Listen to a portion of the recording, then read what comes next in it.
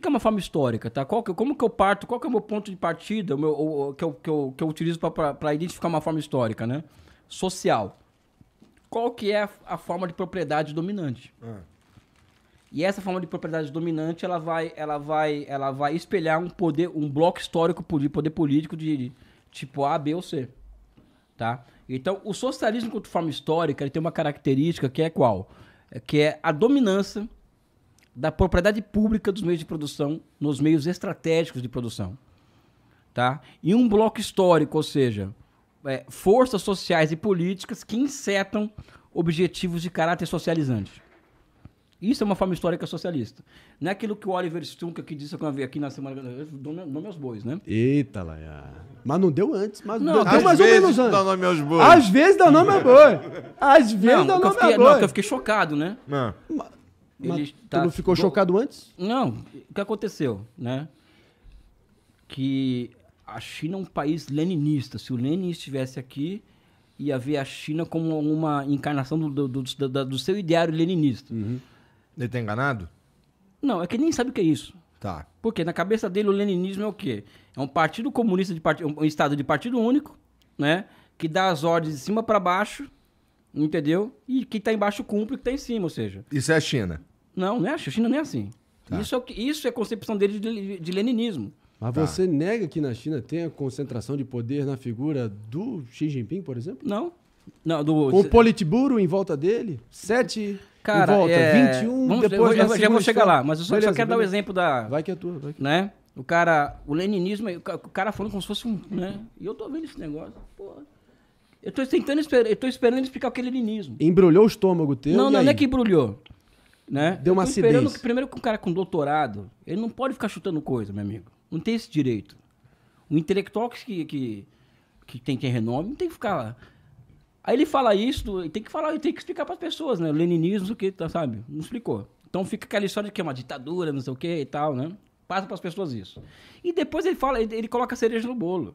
É socialismo, mas a China é cheia de capitalismo. Pessoal, como que um cientista social, com doutorado, famoso como ele, se expressa dessa forma? Quando ele deveria... se expressou como um, né? Mas o que tá errado nisso, Elias? O que tá errado é o seguinte, é que o que existe na China... Que é o que tem que... já que ele quando, eu não falo de coisa que eu não entendo, tá? Primeira coisa. Ele e o Rock se meteram a falar de coisas que não entendem. Né? Sim. Né? Eu sou um palpiteiro aqui. Você é um cara que tem lastro e sabe o que fala. Não, tanto mas ele... Olha, eu vou abrir o jogo aqui pra você. Tanto ele quanto o Rock aqui, quando falaram da China, não falaram coisa com coisa. Qual foi o maior erro mais grosseiro que te fez ficar com azia ao ver o que eles estavam falando? Já vou chegar lá.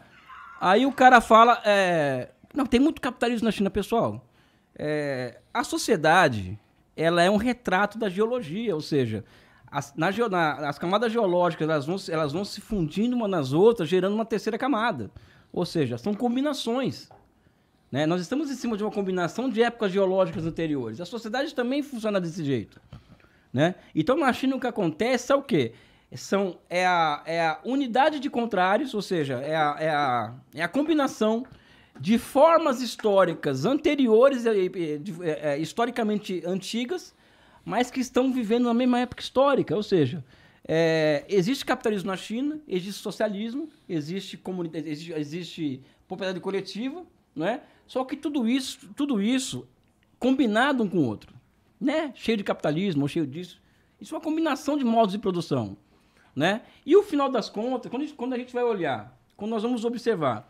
É um sistema próprio, você está dizendo? Sim, é uma formação econômico-social própria, como o Brasil é uma formação econômico-social. No caso da China, mais exacerbado, porque são muito mais pessoas num território muito maior. Na China, o que acontece? Na China é o seguinte, na China é uma formação econômico-social onde existe propriedade privada no meio de produção, só que ela não é a dominante, não é ela que exerce... Tá. O poder de geração de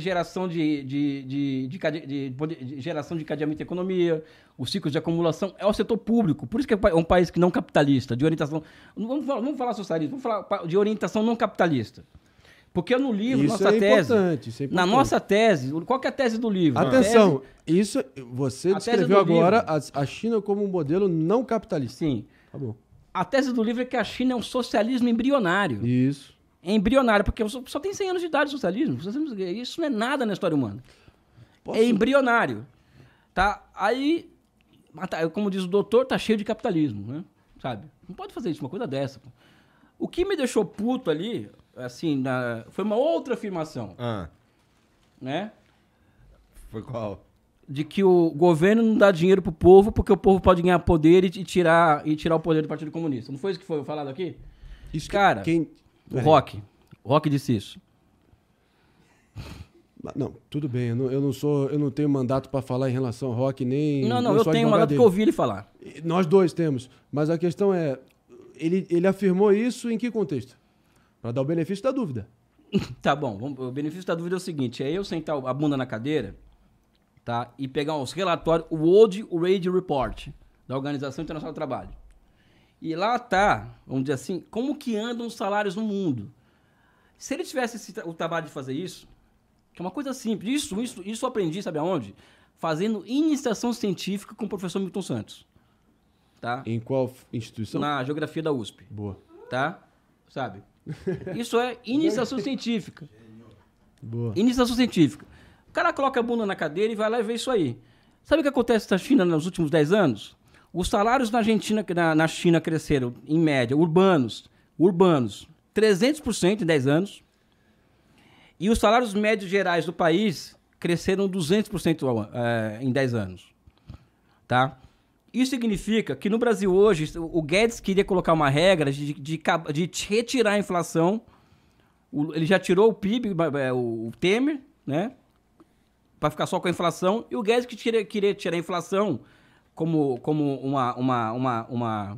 uma métrica para reajuste salarial e colocar uma outra métrica muito parecida com a da década de 60 do PAEG, né?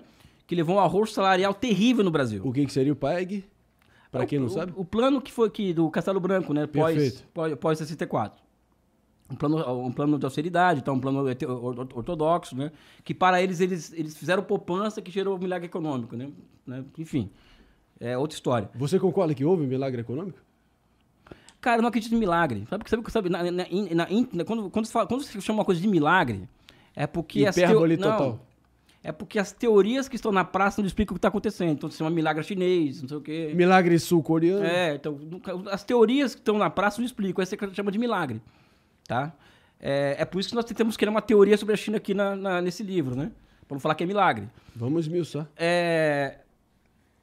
E na China, há 10 anos, pelo menos, os salários crescem acima da inflação, mais PIB, mais produtividade do trabalho.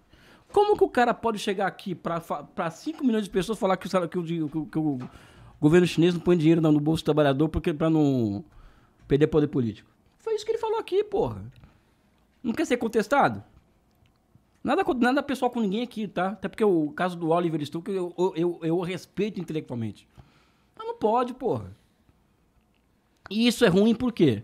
Porque a desinformação sobre a China é grave. É grave. Grave por quê?